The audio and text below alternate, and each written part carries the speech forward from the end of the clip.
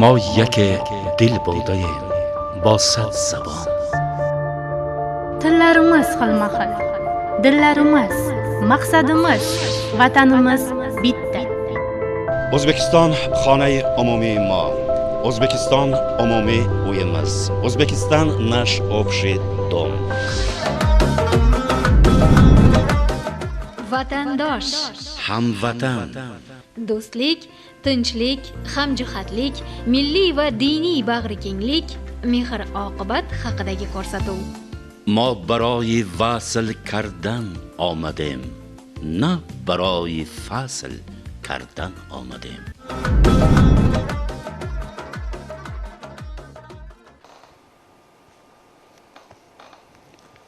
السلام علیکم هموطنان عزیز. دوستی، برادری، همجهتی ملت‌های گوناگون خانه عمومی امان ازبکستان بردوام باد و همیشه ما دستگیری هم باشیم، یعنی از گریبان همدیگر نه، از دست هم بگیریم، با همجهتی این وطن را، این زمین اجداد را، این خلق شریفمان را آباد سازیم، خوشبخت کنیم. با ما بمانید.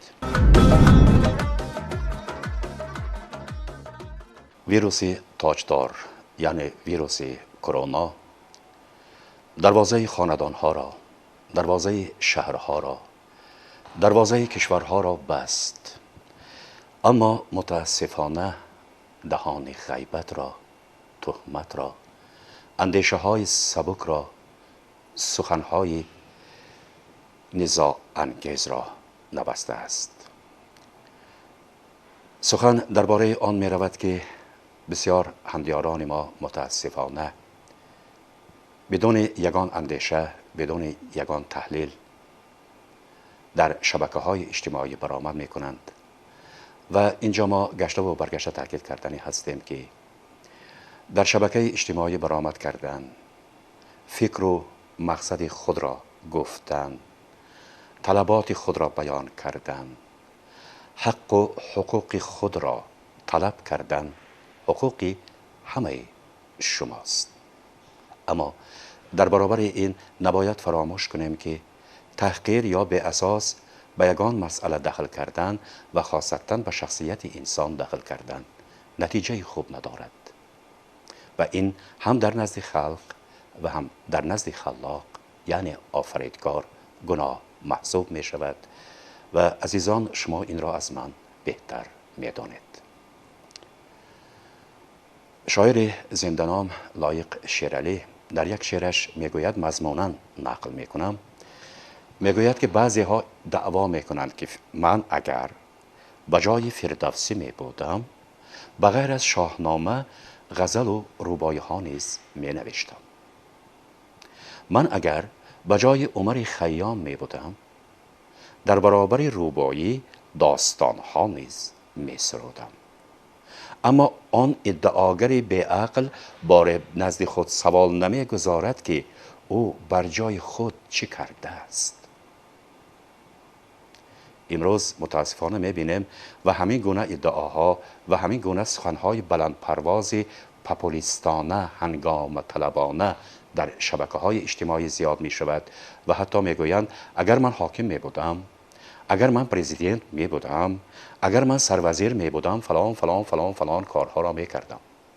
اما درست آرزوی شما اله جامعه عمل بپوشد، دعاها تا مستجاب شود الها، اما یک لحظه از خود پرسیدید که امروز در جای خود چه کاری را برای عائله خودتان، برای محله خودتان، برای ناحیه، برای این وطن انجام دادید؟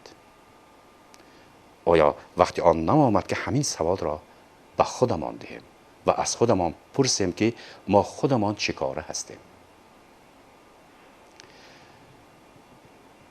مشکلات سوخ، معمای سوخ زیاد است و این را کسی انکار نکرده است و امروز از پرزیدنت کشور سر کرده تمام مسئولان برای برطرف کردن این معما حرکت کرده ایستادند و نتیجه های آن الکی به نظر می رسد.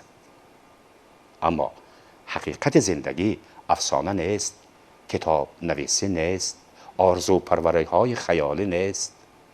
حقیقت زندگی کار میخواهد، حقیقت زندگی مبلغ میخواهد، حقیقت زندگی وقت میخواهد و آن مشکلاتی که هست وقت طلب میکند، مبلغ طلب میکند و آن دشواره هایی که هست خاصتا رفت و آمد به ناحیه سوخت مشکل را حل کردن را میخواهد.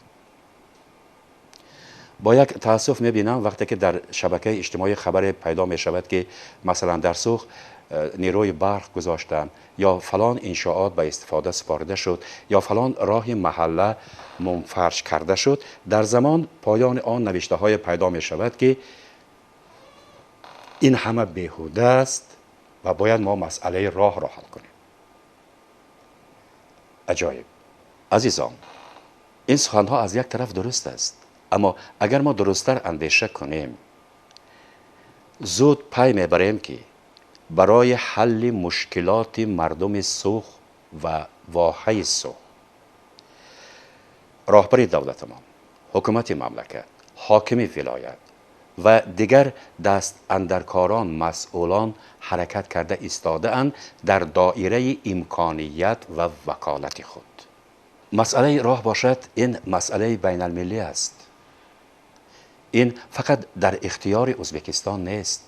تصور کنید اگر شما از خانه همسایه جوی گذراندنی هستید یا میان دیوار را دیگر کردنی هستید، آیا می توانید که به اجازت همسایه این کار را انجام دهید؟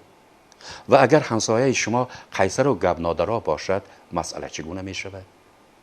و حتی با مقصد نیک آنهایی را که به شهر تاشکند بردن و کار کردن و البته برای بعضی ها معقول شد، برای بعضی ها معقول نشد، برگشته آمدند و از آن هم بعضی هنگام طلب ها داستان ساخته ایستادند که گویا 4 میلیون یا 5 میلیون مزد ماهانه دهد، من کار میکنم وگرنه نه. درست است. آدم باید قدر و قیمت مهنت خودش را، ارزش مهنتش را داند. اما آیا به این قوه ما خریدار هست؟ برای فروختن قوه کاری، برای فروختن قوه معنوی ما خریدار هست؟ در زمانی که خریدار نیست این نازها برای چی؟ درست است. آدم باید اندک خاکسارتر باشد. آدم باید توان خودشه، امکانیت خودشه، وضعیت خودش درست بها دهد. برای آنهایی که در شبکه‌های اجتماعی برآمد میکنند و آنهایی را که امروز خدمت کرده استادند پنهان نمیکنند، با واژه‌های لگنبردار و خوشامدگو و دیگرها حرف میزنند، یک لحظه اندیشه کنید. من گفتنی نیستم که شما ناحقید و در برابر این گفتنی نیستم که شما حق هستید.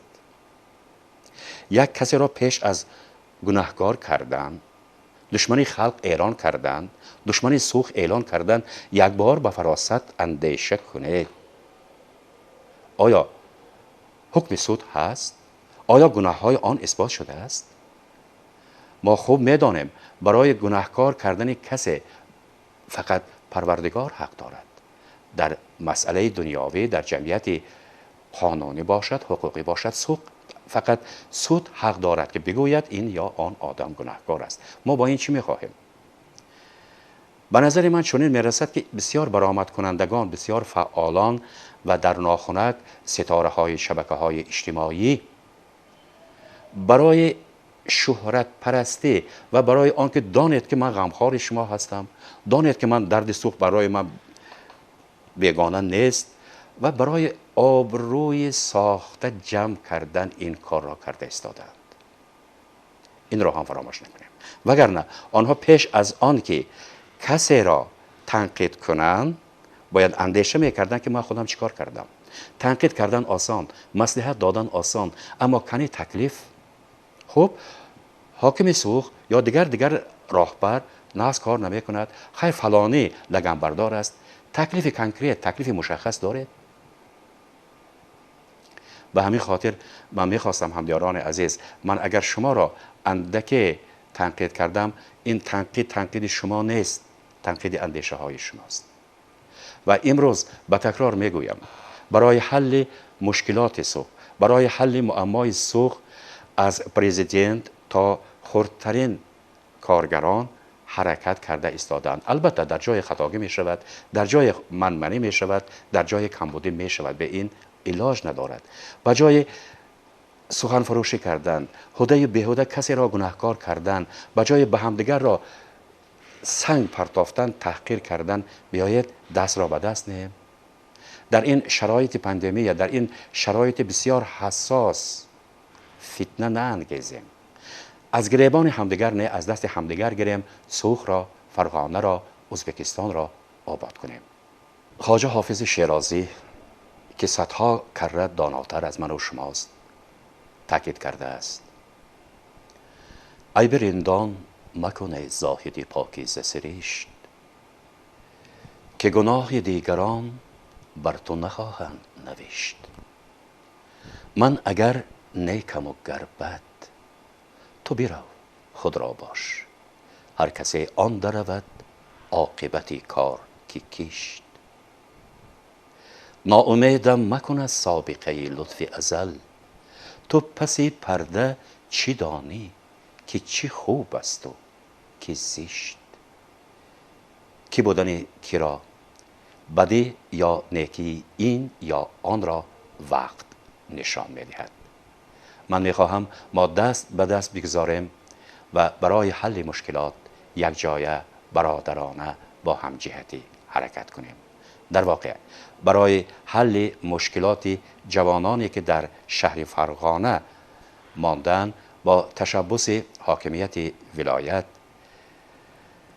یک چاره‌بینی ضروری، انیقترش چاره‌بینی با کار تأمین کردن آنها انجام یافت و حالا لوحه‌مان در همین خصوص. در حقیقت به حل معمای شهروندان ازبکستان با تشبث و ابتکار و تأکیدهای پیوسته پرزیدنت مملکتمان اعتبار جدی داده می شود و این اعتبار امروز سراسر مملکت را فرا گرفته است. در اثر همین طلبات و اعتبار راهبری دولت بسیار معماها حل می شوند، مشکلات بسیار مردم آسان می شوند و برای از حیات راضی کردن شهروندان تلاش و کوشش و خرج داده می شود. در اثر همین اعتبار راهبری دولتمان، کوشش و تلاش حاکم ولایت شهرت غنیف و همچنین چند تشبثکاران دیگر 20 نفر سوخیانی که موقتا در شهر فرغانه مانده بودند با کار تأمین شدند.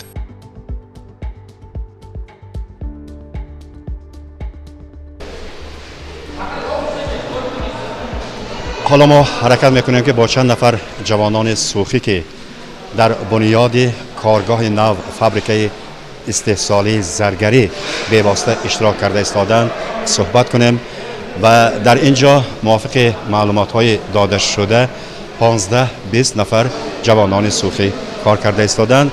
السلام علیکم. کار نو مبارک، کار سرکردان. مرحبا. من تاشکنا رفته اومدیم. من نصیبمون طبقه باز پرک اومدیم. من موندگمو کارمون من در اینجا اومدیم. من چند روز بیکارشته باشیم، کارانتین شدیم. من اپو فرا جوره پاکل خدمو سوخ با ولایت حکم مراجعت کردم. من با کارمو با اینجا تامین کردم. من خلوقات من دینا اومده جور شدیم، شرایطش ناقص جو خوب حیات. از سبب کارانتین شما در فرغانه مانده رفته بودید نه؟ با واسطه حاکمیت ولایت کار نو، این کار رسمی یا نارسمی؟ رسمی. فرمان برآمده همچون کارگر همچون همش شد. دینا اومده من با جو تامین کردن و افقود. من با کاری چقدر میکنیم با هوای گرفته روی هوای پول میتیان.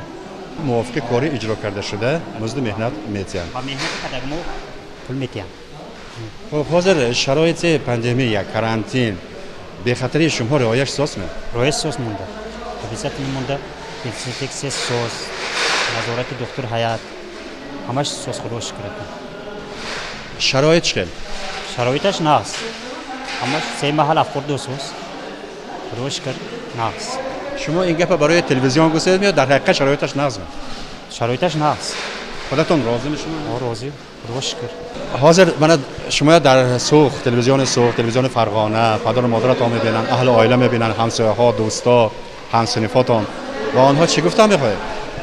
با آنها که میگفتنیم که خداش کرد ما نازیم هیچ شکایت هم نه وقت کارانتین دم همه که شرایط کده دادن رحمت یعنی پدر و مادر خیش تبارتان پریشان نشده خواته نشده خدا شکر جاهمون نقص خواته میشه که جون نه من اکو فراتان جوره افته همه جایان یونم دشته گتیان وقتی سوکامو نوام رحمت میگیم من حاضر شما 15-20 نفر هستانه همین غمخواری حکومت غمخواری پرزیدنت غمخواری حاکمیت ولایت حاکم ولایت حس کرده نه حس کردیم رحمت همه کار جوسه بسیار سرسان شد یا تیز حل شد نه سرزه حل کرد همش هم توشکنم ادامه هر خیل گفت زدن ما اونجا هیچ اعتراضمون نیست توشکن همه وقت مونده پلش دود و مساعد مونده همه که هوا گرم شد سلامتی نبرشه فیلم از سبب هوا گرم شده حتی کم تیش که کسال پسال هیچ ویاش نید دخترم که در اومده دیسوس نزورتنده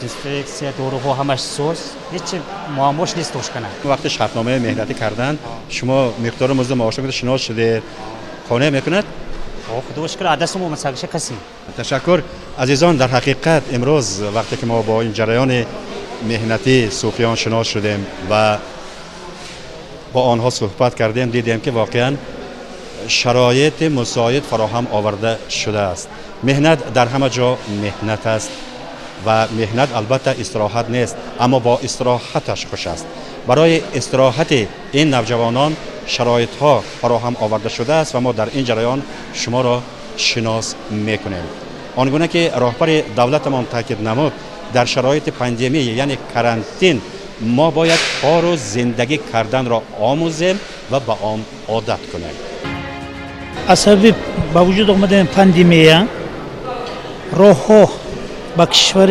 همسایه بسته شد و یک قسم مردم سوخت در اینجا جایگیر شدند مردم سوخت که از ازل مهنت دوست هستند مهنت کش هستند نون حلال که زندگی میکنند بنابراین با شتاب ما تکلیف های بسیار آمد که همین بچه های با کار تامین کنند با مصلحت و همکاری با حکومت ولایت با حکومت ناحیه سوخ یک گروه جوانان سوخ مرزه با کارهای ساختمانی و دیگر کارها جلب کنیم این فابریکی که الحال آنجا قرار داریم فابریکه زرگری است در اینجا اکادمی زرگری وجود دارد 20 نفر جوانان ما با کار سر کردن در داخل خود فابریکه جای استقامتی جای خواب تامین کرده شده است و 3 محل خوراک گرم بی پول تامین کرده شده است راهبر این فرما یکی از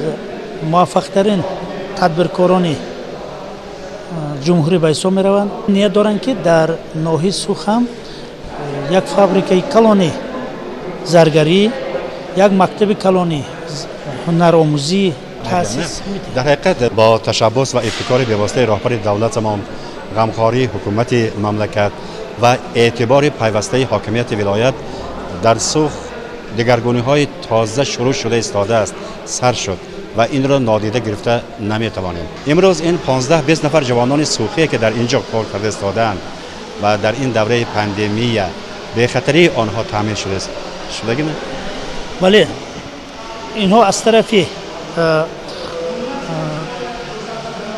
سیس یعنی شتاب کووید 19 از نظارت تیپی گذرانده شد همه‌شان سالمند صحت سلامتند و در این کارخانه قاعده‌های سانیتری جاری کرده شده است بنا پر دزینفکسیون کرده شد در واردگاه بنا همون نرس چیزی که به خطری و سلامتی انسان رو تامین میکند جایگیر کرده شده است و مردم سوخ چی گفتن من با مردم سوخ در همین روزهایی که تمام مردم از پاندمی عذاب میکشند صبر و طاقت خواهانم و خیلی هم پزمان شدم دیار بسیار زیبای امرو من با مردم مراجعت میکنم که رو افتاده نباشید همه کارهای نیک در پیش است سوخ به یک شهر بزرگ تبدیل می‌یابد آینده درخشان ما را انتظار است زندگی افسانه نیست و حیات حقیقت است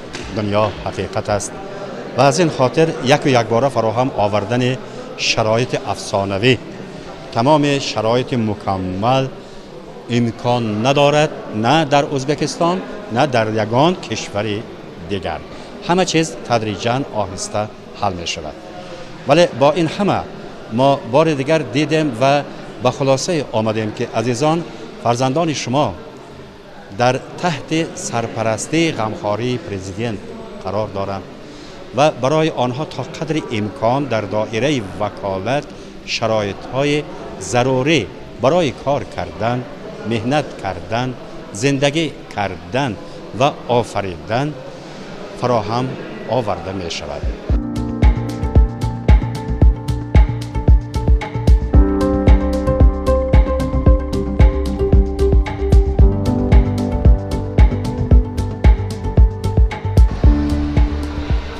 چه علاج کرانتین پاندمی ما باید در همه حالت به طلبات کرانتین رعایت کنیم. فراموش نکنید نقاب رعایت کردن به طلبات کرانتین این گرو سلامتی شما و گرو بی خطری شماست. برمیگردیم به موضوع.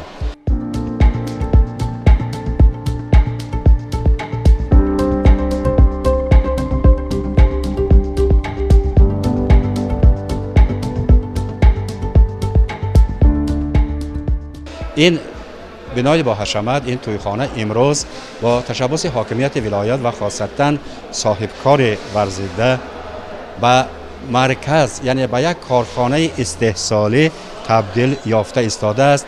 در اینجا نیت دارند اکادمیای زرگری را تأسیس دهند. Muhtaram prezidentimiz Farg'ona viloyat tashriflari davomida prezident bilan ko'rishish baxti nasib qildi, ko'rishib gaplashish va shu suhbat davomida qimmatli bir maslahatlarni berib shu sohani bir chiroyli rivojlantirish, yoshlarimizni ish bilan ta'minlash va shu xalqimizga, vatanimizga xizmat qilishlik maqsadida shu qimmatli bir tavsiyalarni bergan edilar. Shundan bir ruhlanib, kuchlanib biz shunaqa bir zargarlik fabrikasini qilishga qadam bosdik. O'zbekiston Respublikasi Prezidenti Shavkat Mirziyoyev tashabbuslari bilan 2019-yil 18-maydagi 57-21 farmoniga asosan biz Farg'ona shahri va Qo'qonda zargarlik tarmog'ini rivojlantirish uchun zargarlik markazlarini tashkil qildik va Marg'ilonda ham bu narsani boshladik va bu joyda hozir biz bu yangi joyda yangi loyihani ustida ish olib boryapmiz va bu joyda zargarlik fabrikasi va undan tashqari zargarlik kichik akademiyasini tashkil qilmoqchimiz. Shu munosabat bilan mana kecha so'xliklar keldi. Kecha kunda o'zida biz ularga buyrug'ini chiqartirib ishlarini boshlab yuborishdi. Va undan tashqari biz kechani o'zida So'xti hokimi bilan gaplashdik va So'xti o'ziga shunaqangi bir chiroyli loyihani qurish niyatida ular bilan bir gaplashdik.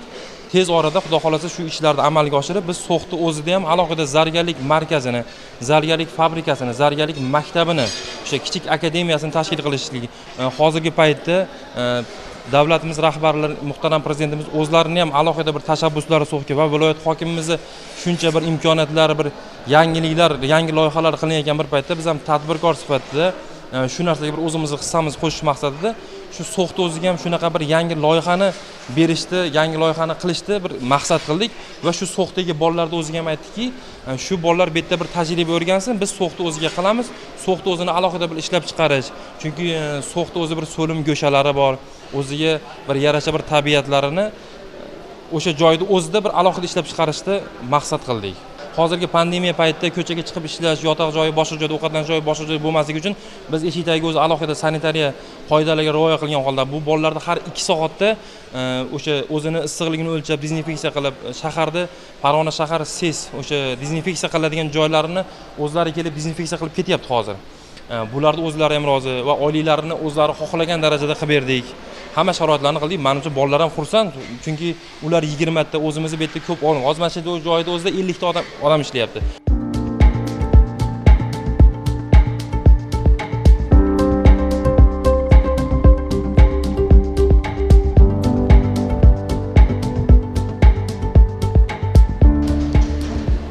عزیزان چند پیش در جمامد سلکتوری راهبر دولتمان شوکت میرزیایف و در مراجعتنامه حاکم ولایت فرغانه و اهل سرملت ولایت شهرت غنیف ضرورت با همجهتی مبارزه بردن علیه پاندمی یعنی کرونا ویروس تاکید گردیده بود و با همجهتی با رعایت کردن به طلبات گیگینی به طلبات کرانتین ما باید کار را به راه مانیم.